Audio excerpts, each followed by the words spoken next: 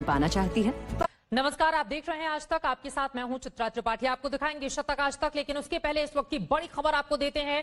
मोदी सरकार की ओर से चीनी ऐप पर की गई है डिजिटल स्ट्राइक। सरकार ने लोकप्रिय चीनी ऐप टिकटॉक समेत 59 चीनी ऐप पर लगा दिया है बैन।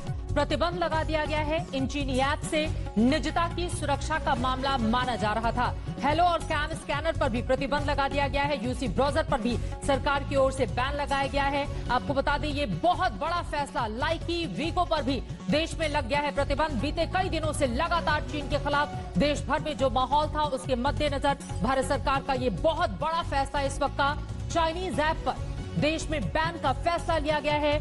डिजिटल स्ट्राइक चीन के ऊपर, आप इसे कह सकते हैं। लोकप्रिय चीनी ऐप टिकटॉक पिछले कई दिनों से, अब कई सालों से हिंदुस्तान में लगातार लोकप्रिय हो रहा था, लेकिन चीनी ऐप के मद्देनजर टिकटॉक पर बैन कर दिया है। इसके अलावा 59 चीनी ऐप पर भी प्रतिबंध लगा दिया गया है।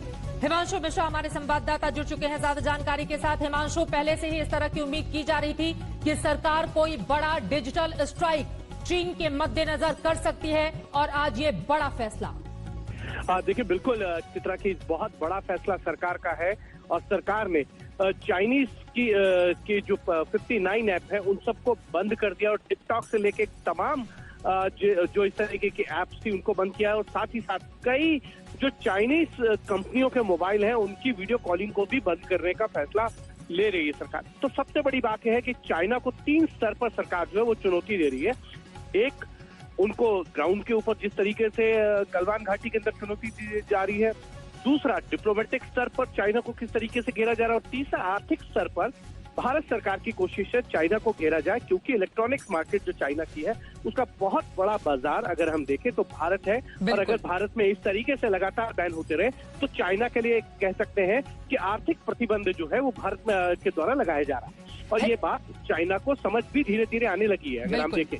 हिमांशु, इसके साथ एक महत्वपूर्ण बात यह है, दरअसल देश की सुरक्षा को लेकर जोखिम था। जिस तरह के चाइनीज ऐप हैं, हमारी जितने भी महत्वपूर्ण डेटा थे वो चीन जा रहे थे, जिसके मद्देनजर इस तरह से बड़ा बैन लगा दिया भारत सरकार ने।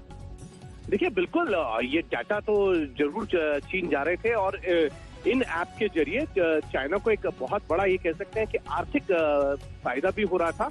और इसको मद्देनजर रखते हुए एक बड़े तरीके का कह सकते हैं कि एक आर्थिक प्रतिबंध के तौर पे अगर हम इसको देखें तो ये शुरुआत है चाइना के लिए। इससे पहले भी अगर आप देखें तो टेलीकॉम मिनिस्ट्री जो रविशंकर प्रसाद की है, और जिसमें आईटी मिनिस्ट्री में भी रविशंकर प्रसाद ही है, पहला फैसला उन्होंने लिया था। उन्होंने कहा था कि बीएसएनएल का जो रिवैम्प होगा और 4G से जुड़े जो भी इक्विपमेंट है वो चाइनीज कंपनियों के नहीं होंगे, और वो शुरुआत हुई थी। और आज जो है इन 59 ऐप के ऊपर अगर बैन लगा के सरकार ने दिखा दिया है कि भारत सरकार जो है वो ग्राउंड पे भी और आर्थिक क्षेत्र पे भी जो है चाइना पे लगातार जो है ये कह सकते हैं कि उसको कमर कस ली है कि चाइना को मुंह तोड़ जवाब दिया जाएगा।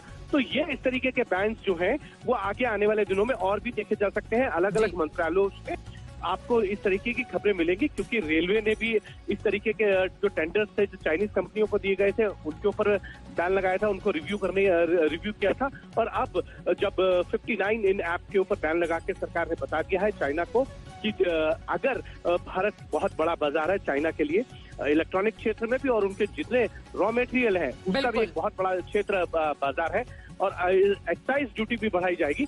तो इस तरीके के तमाम कस्टम ड्यूटी से लेकर तमाम तरीके के फैसले जो है वो भारत सरकार आने वाले दिनों में लेगी। बहुत शुक्रिया हिमांशु मिश्रा इस पूरी जानकारी के लिए। इस वक्त की सबसे बड़ी खबर आज तक पर जो आप देख रहे हैं, चीन से तनाव के बीच भारत सरकार का बहुत बड़ा फैसला। टिकटॉक समेत 59 चाइनीज ऐप पर बैन